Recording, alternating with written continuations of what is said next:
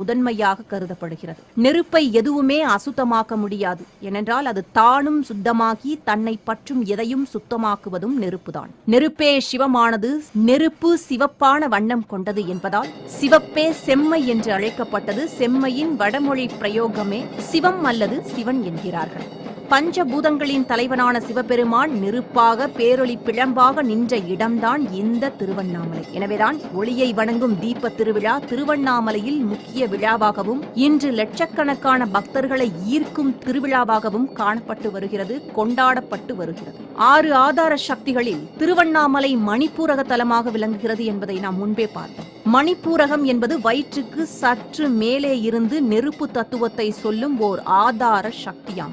வயிற்றில் எரிந்து கொண்டிருக்கும் ஜடராக்னியின் வடிவமே மணிப்பூரகமாம். நாம் உண்ணும் எல்லாவற்றையும் எரித்து சக்தி வடிவமாக மாற்றும் இந்த மணிப்பூரகத்தைப் போலவே திருவண்ணாமலையும்